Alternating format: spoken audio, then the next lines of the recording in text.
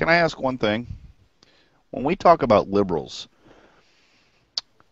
are we talking about the hardcore 10%, or do we also include, say, the people that just follow that because it sounds good and it makes them feel good? You know, in other words, the 30% that could be converted. Because to me, there is a hardcore 10% of this nation that is a diehard liberal set that you will never be able to have a conversation with, you'll never convert them, and you'll never convince them of anything.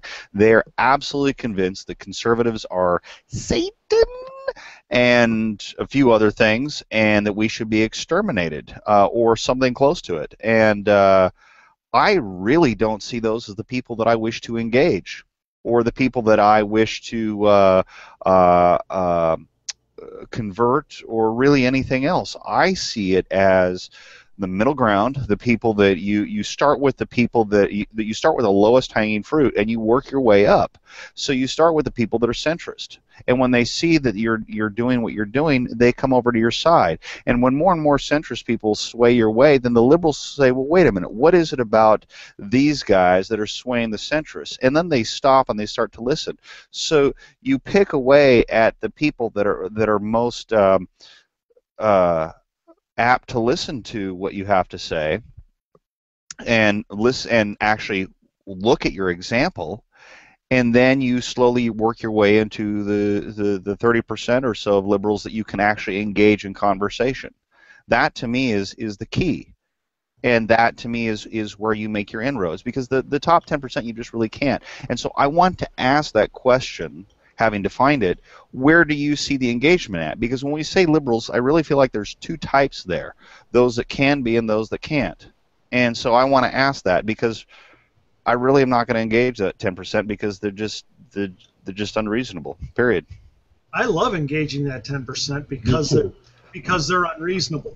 And the reason is, I actually, because of exactly what you just said, I'm preaching to the 30% when I talk to the 10%. They, because they're absolutely hooked, remember, and I always say this, conservatism is choice, liberalism is control. Liberals, hardcore liberals, are absolutely hooked on control and hate, right? Use that against them. So when you talk to them and they expose themselves and make themselves look terrible and try to say, unless you're this suppressed like me, I can't listen to you, and then you come out and say, really? Okay, hey, just so you know, everybody in this room, none of you have been through what I have, and I would love to hear the wisdom that any of you give on my life and how you can help me be better. That 10% gives you wonderful opportunity to reach the 30%. It's easy to say that we are the ones of freedom and liberty and the other side is of control. But it is much easier when you have one of those morons there to demonstrate it.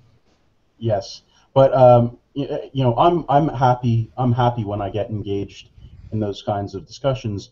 Uh, the thing that we need to really highlight is the fact that if you don't know how to deal with these people, you should not engage. That's not something. It's just, if you are not experienced in dealing with the left on the same level that we are, it's not advisable to go into those situations, because chances are very good that you are going to get frustrated and let them, in fact, look like the better guy instead of you.